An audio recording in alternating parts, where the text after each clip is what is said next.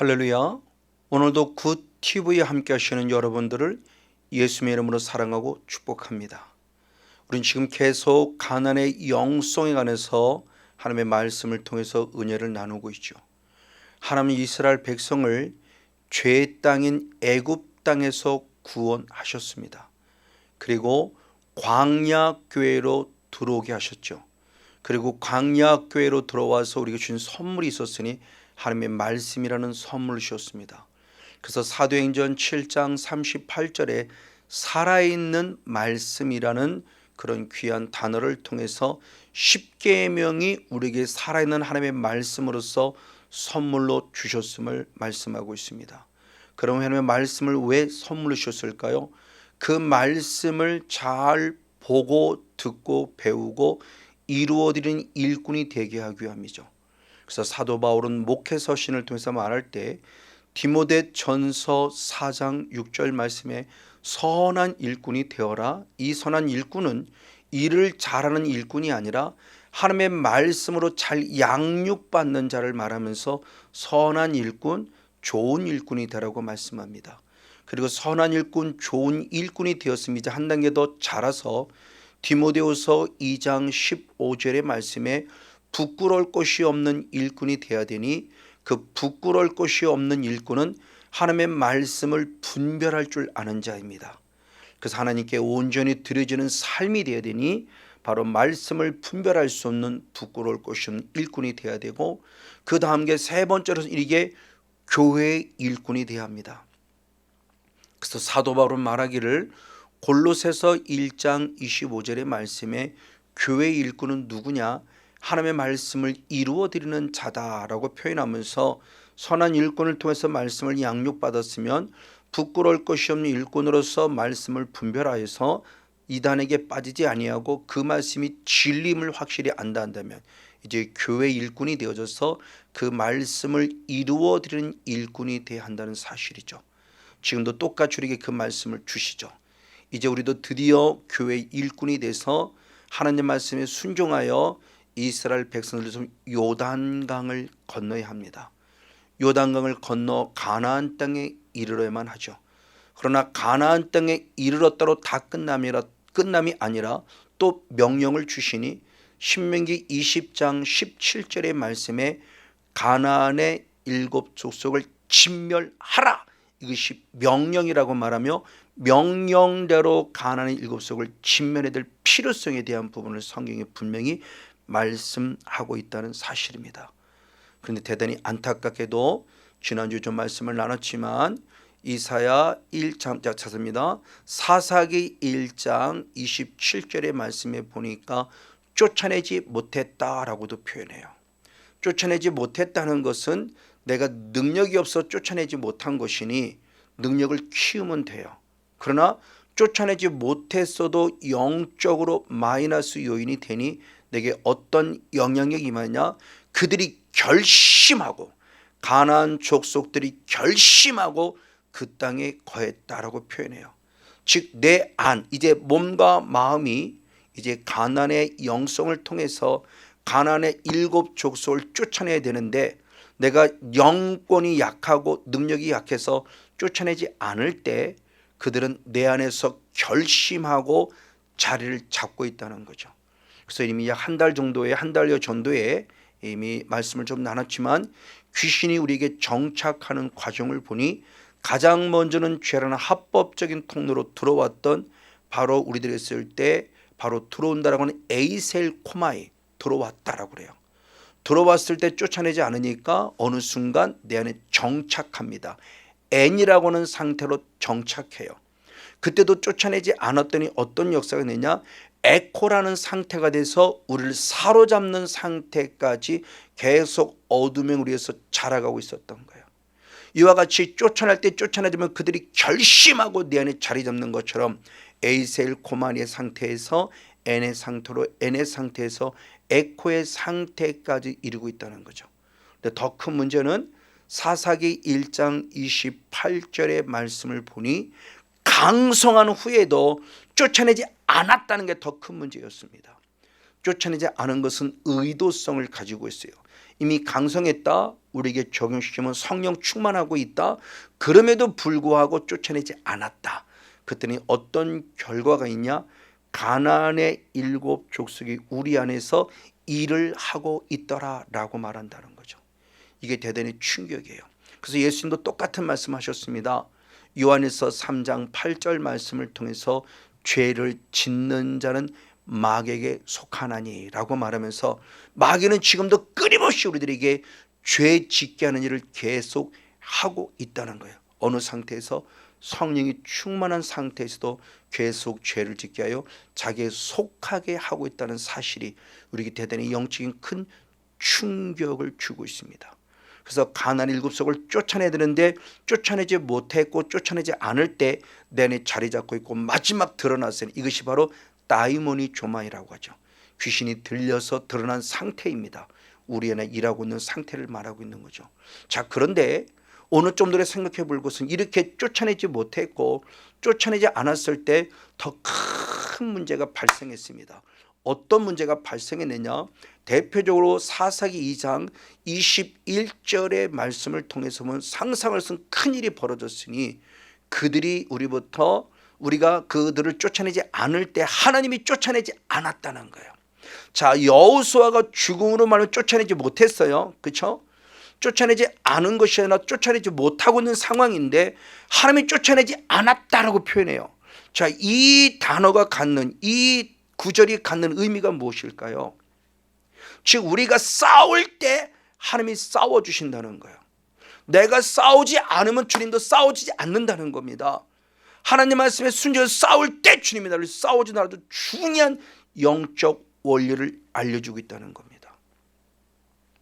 그러므로 우리는 하나님의 거룩한 명령에 따라 쫓아내라 하는 명령에 따라 순종할 때 결국은 내가 싸우는 것이, 나는 싸움에 순종할 뿐이고 하나님이 그 일을 이루셔서 내 안에 가나안 7속을 쫓아내 주시는데 내가 쫓아내지 않았더니 그들이 하나님이 그들을 쫓아내지 않음으로 말미암아 그들이 오히려 우리 안에 해를 끼치고 있다는 것은 대단히 중요한 영적 의미를 가지고 있다는 거예요.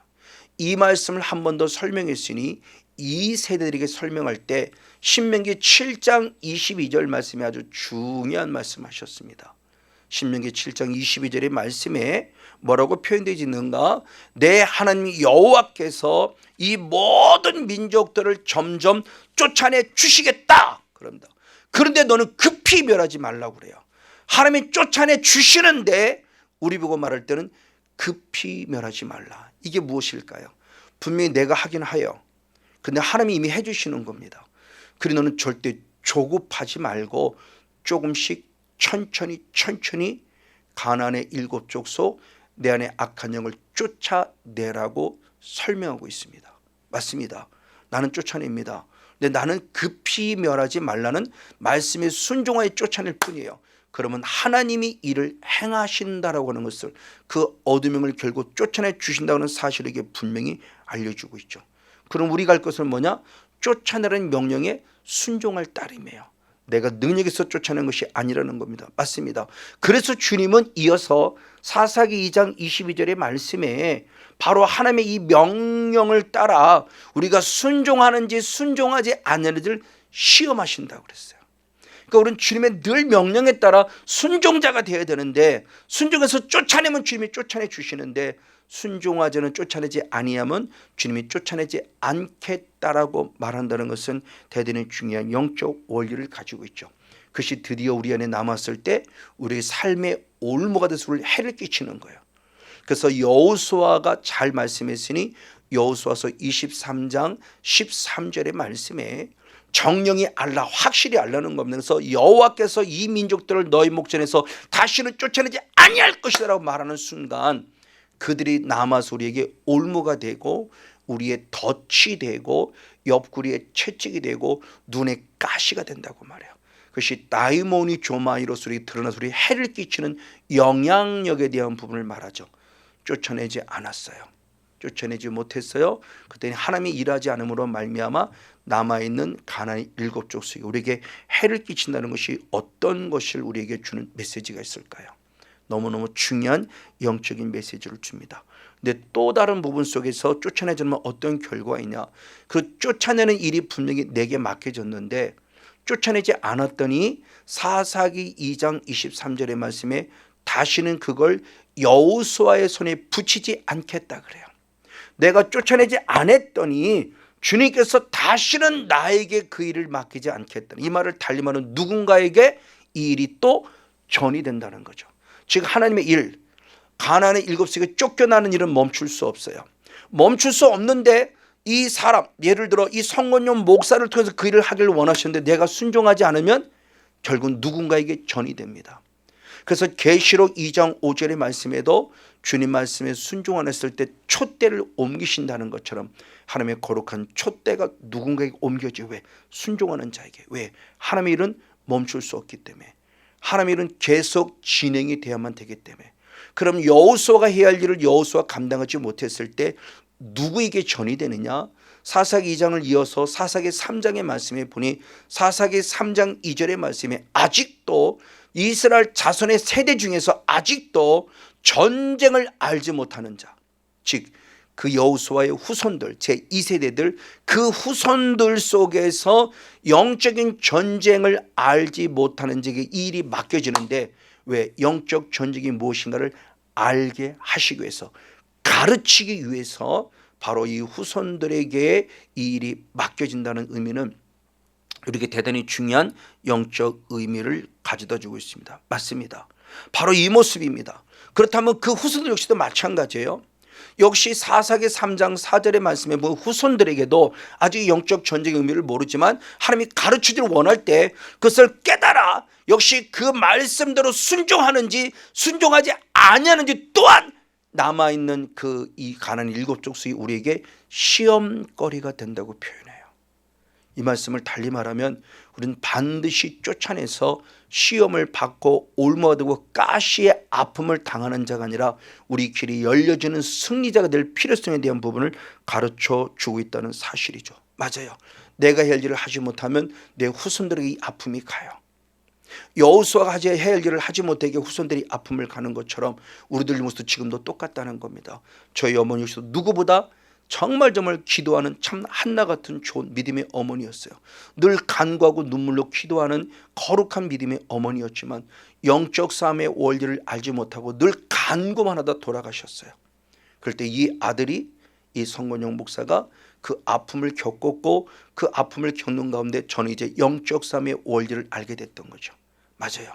이렇게 내가 하지 못하면 후손이 아픔을 당하는데 예레미야 애가 5장 7절의 말씀에 나의 조상은 죄를 범하고 돌아가셨어요. 그랬더니 그 후손들이 우리가 그 죄악을 담당한다고 말하며 그 아픔을 겪는 모습이 후손들이 아픔을 겪는다고 성경은 말하고 있다는 사실이죠. 맞습니다. 이와 같이 우리 선조들의 모습들이 후손들에게 영향력을 입히죠. 그래서 레위기 26장 39절의 말씀에도 내가 범한 죄로 말미암아 내가 세잔하고 열조들이 조상들이 범한 죄로 말미암아 그 후손들이 역시 세잔한다라고 표현을 통해서 그 영향력이 분명히 후손들에게 임하고 있다는 모습을 말씀이 가르쳐주고 있습니다. 바로 이 말씀은 결국 무엇을 말하냐? 결국 하나님은 영적 싸움은 반드시 해야만 한다는 거죠. 누가 해도 해야 된다는 거예요. 근데 내가 먼저 믿음을 알고 있는 믿음의 조상들이 먼저 하면 그만큼 후손들이 유익이 될 수 있겠죠. 그래서 영적 싸움의 원리를 분명히 가르쳐주면서 결국 영적 싸움은 필수임을 말합니다. 해도 되고 안 해도 되는 선택이 아니라 해야만 됩니다. 근데 영적 싸움은 단순히 병 고치기 위해서 육신의 문제를 해결해서 하는 것이 아니고요, 영을 위해서 할 때 하나님의 나라 때문에 해야 된다는 겁니다. 그래서 바울은 말하기를 디모데전서 6장 12절에 디모데를 향하여 말하기를 뭐라고 했는가? 믿음의 선한 싸움을 싸워라. 그래서 영생을 취하라. 이렇게 믿음의 선한 싸움을 싸워서 영생을 취하게 하기 위하여 내가 부르심을 입었다라고 표현할 정도로 이 사도에게, 오늘 우리에게서 목회자에게 있어서 이 믿음의 영적 선한 싸움은 천국, 영생, 구원의 문제 때문에 반드시 싸워야 될 필수, 그것을 위해 부르심을 입었다라고 가르쳐주고 있으니 단순히 육의 문제를 해결이 아니라 영의 문제를 해결한 영적 주인공이 되어야 한다는 사실을 말씀해 주고 있죠. 맞습니다. 이와 같이 우리에게는 흐름이 있다는 거죠. 육적인 DNA도 후손들에게 흘러요. 저도 농내장에 왔을 때 첫 번째 물어보는 질문이 혹시 가족 중에, 혹시 부모님 중에, 집사람도 유방암이 걸렸는데 유방암이 걸렸을 때 의사 선생님을 찾아가 만났더니 역시 혹시 가족 중에, 혹시 조상들 중에라고 제일 먼저 물어봐요. 그런 육만 그럴 거 아니에요. 영적도, 영적 DNA도 그대로 흐른다는 거죠. 그런 대표적인 모습이 오늘 우리 그러는 것이 아담이죠. 그래서 로마서 5장 12절의 말씀에 한 사람 아담 때문에 많은 사람 역시 죄인으로 태어났다고 그래요. 그 똑같은 말씀을 더 말했죠. 로마서 5장 19절의 말씀에 한 사람 아담의 불순종 때문에 많은 사람 역시 불순종함으로 말미암아 죄인이 되었다고 말하는 끔찍한 일이 기록되어 있습니다. 아담 때문에요. 그래서 아담의 범죄 이후 그것이 계속 우리들에게 악영을 입히고 있다는 사실이죠. 이것이 그래서 우리 후손을 쓸 때 베드로 사도 똑같은 말을 했어요. 그래서 베드로전서 1장 18절의 말씀에 우리 조상들로부터 유전되어 내려오는 망령된 행실, 나의 조상들로부터 망령된 행실이 유전되어 내려온다. 지금 바뀌어진 개역 개정은 물려져 내려온다고 표현해요. 흐르고 있다는 것을 우리에게 가르쳐주고 있죠. 아무도 부인할 수 없습니다. 그런 대표적인 예를 한번 살펴보기 원합니다. 예레미야 선지자는 23년 동안 새벽부터 부지런히 이스라엘 백성들을 회개케 돌아오게 하기 위해서 복음을 전했어요. 근데 예레미야 22장 21절 말씀에 이들은 아무도 예레미야 선지자 전해주는 하나님의 음성을 듣지 않았어요. 언제부터? 어려서부터 하나님 말씀을 듣지 않는 것이 습관이라고 말할 정도로 그들은 하나님 말씀을 경청하지 않았고요, 오히려 무시해버렸어요. 근데 더 나아가 놀라운 것은 그러면 그 사람만 그랬냐? 그 사랑하는 현재 살아가는 사람만 그랬냐? 아니라는 거예요. 더 나아가 예레미야 3장 25절의 말씀에 보니 하나님의 말씀을 청종치 아니한 거, 하나님의 말씀을 듣지 아니한 거, 하나님의 말씀을 순종하지 아니한 것은 나와 나의 조상들도 역시 어려서부터의 습관이었다고 말하며 내 조상들 역시 어려서부터 하나님 말씀을 듣지 않았기에 그의 후손 역시도 하나님 말씀을 듣지 않는다라고는 영적 원리를 예레미야 선지자가 발견하고 그것을 말씀을 통해서 기록하며 이렇게 가르쳐 주고 있다는 사실이에요. 이것이 놀라운 원리를 춤추고 있습니다. 맞습니다. 바로 이렇게 우리들의 모습에 흐르고 있기 때문에 우리는 어떻게 하냐? 끊어내라는 겁니다. 그래서 아까 읽었던 레위기 바로 26장 39절의 말씀에 이어서 나의 죄와 열조의 죄가 나를 세지 않게 하게 나는 그걸 끊어낸다. 그럼 어떻게 끊어내냐? 40절의 말씀에 보니 나의 죄를 자복해야 되고 내 조상이 범한 죄도 자복해야 한다고 표현하면서 철저히 회개가 필요함을 얘기합니다. 맞습니다. 가장 먼저 예수님의 모습은 회개예요.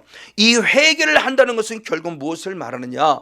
조금 전에 말씀드린 대로 베드로전서 1장 18절과 19절의 말씀에 통해서 보면은 조상으로부터 유전되어 내려오는 망령된 행실에서 내가 깨끗함을 받기 위해서는 어떤 역사가 있어야 되느냐? 오직 예수의 피로만 가능하다고 그랬어요. 은과 금으로도 가능하지 않고요, 오직 예수의 피, 6월절 어린 양 예수의 피로만 조상으로부터 유전되어 내려오는 망령된 행실을 끊을 수 있다라고 하는 거예요. 이건 너무 중요한 영적 원리를 알려줍니다.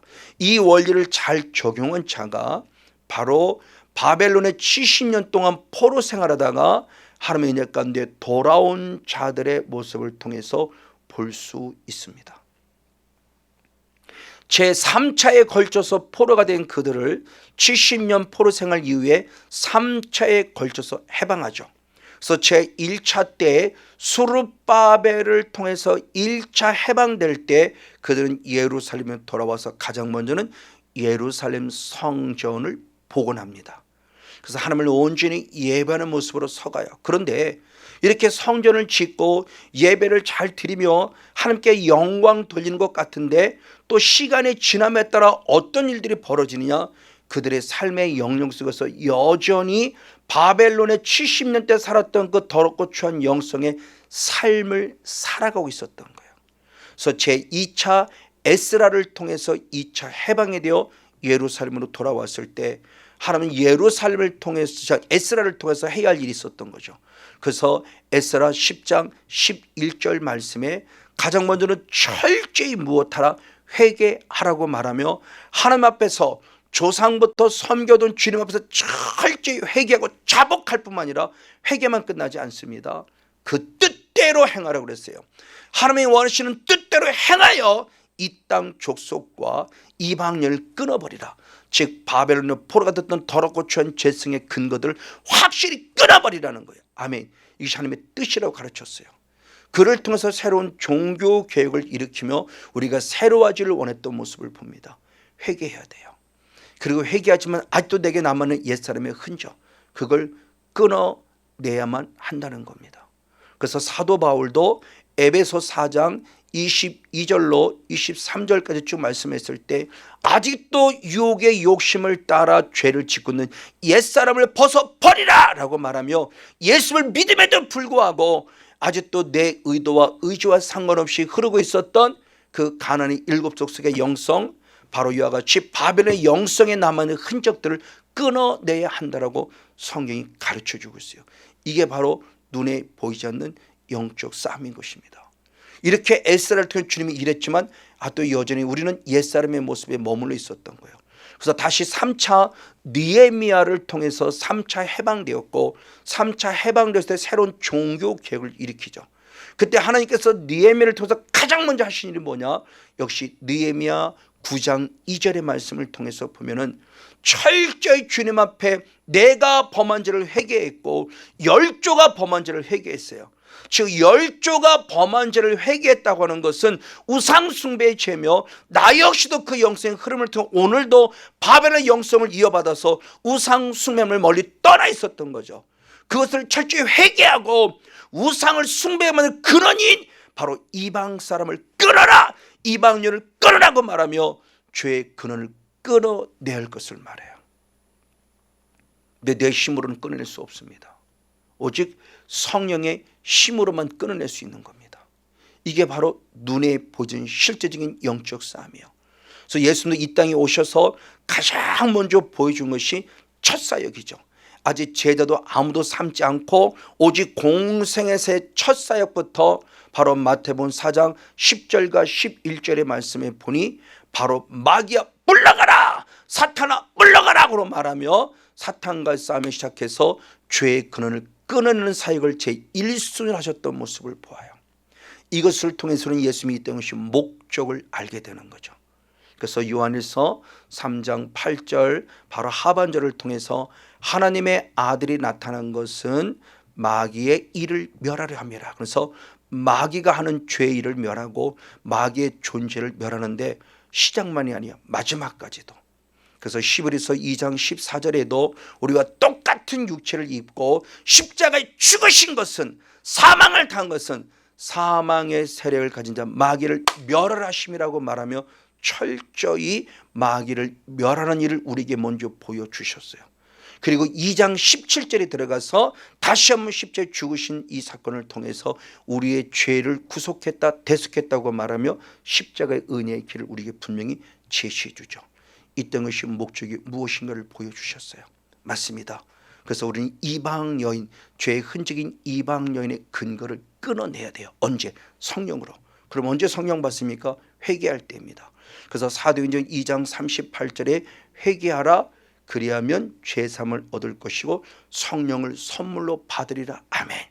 그래서 철저히 성령을 힘입어서 이제 영적 싸움을 싸워야 되니 마태복음 12장 28절의 말씀에 성령을 힘입어 귀신을 쫓아내는 것은 하나님의 나라가 이미 이루어짐을 증명하는 것이라 말하며 영적 싸움을 말해주고 있죠.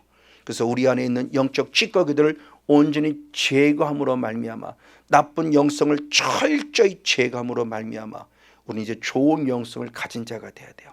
그럼 좋은 영성을 우선은 물려줘야 되겠죠. 그래서 디모데후서 1장 5절의 말씀에 바로 디모데를 보니 외할머니 로이스와 어머니 유닉의 좋은 영성을 통해서 디모데 것을 발견하는 것처럼 나쁜 영성을 철저히 제거하고 우리 안에 있는 하나님의 좋은 영성을 유산으로 물려줄 수 있는 그런 성령 충만한 축복의 주인공 우리 모두가 되어지기를 예수님의 이름으로 간절히 축복하고 축원을 드립니다.